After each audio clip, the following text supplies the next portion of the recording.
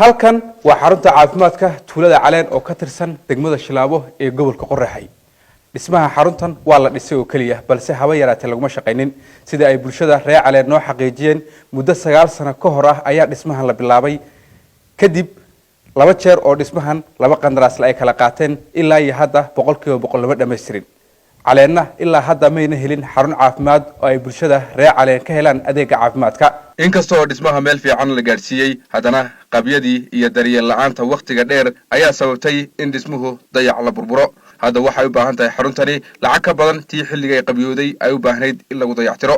Caleen waa tuulo ay ku nool yihiin bulsho tiro badan sidaas darteed ma haystaan adeega caafimaad waxaana ugu sokaysa adeega caafimaadka degmada Shilaabo oo u jirta 70 kilomitir sida ay u sheegeen SRTV shacabka tuulada Caleen ee degmada Shilaabo. 9 sano ka hor ayaa la dhisay shirkad baa qaadatay shirkadii ku guuldareysatay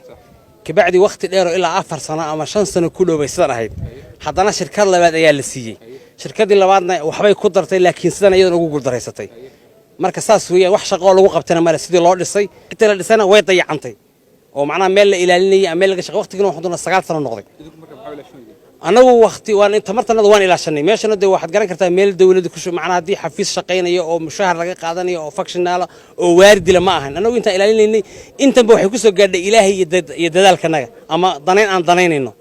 marka anagu waxaan ku dadaalay maadaama aanu macnaha xarun isbitaalku dhul lahaa dhulkii waan ilaalinay dhulkii hadda waa banaayay magaalada safety baan ka gelinay laakiin oo intaan qaban karay waa inta laakiin waxa weeye mana dhameystiran mana dhigo waad aragtaan waxaan qaab ku dhisan yahay marka waxa weeyaan halkan waa aragtaan dhibaatada haysta waa aragtaan dhibaatada waxa keenay waxa weeye dhammaystirnaan weey qofkii loo soo dhiibay oo shaqadii gudbay wanaajinba carray marka soo carrayay marka waxaan codsanaynaa santarka Caleen isbitaalka Caleen santarka in la dhammaystiro caafimaad Shilaabo un baa noo ah Shilaabo qof kale laga carra Shilaabo la geeyo Shilaabo qadar siigaysa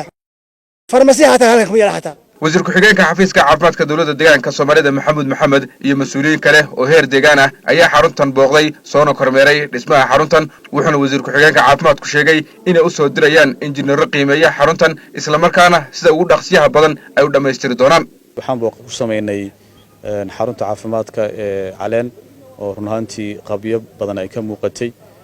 taasina waa mas'uuliyad naga saaran inaan dhameystirno adeegeedana uu bixiyo waxaan rajaynaynaa insha Allah mar dhow inaan u soo dirno injineero qiimeeya kadibna aan qorshaha ku darsano sidii aan uga shaqaysiin lahayn hadda koor ma la socoteen ka xafiis caafimaad ahaan xaruntan inay sidan waan la soconay xaruntan xilli dheer bay run ahaantii sidan ahayd in badan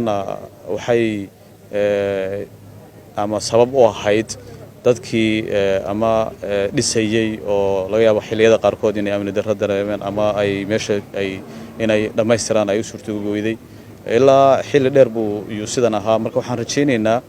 oo hadda socdaalka ayagii kamid ahayd waa inaanu soo aragno qaabka uu yahay iyo waxa uu baahan yahay in loo sameeyo marka waxaan hadda u qaadanaynaa qorsho in isbitaalkaasi ama centerkaasi laga shaqaysiiyo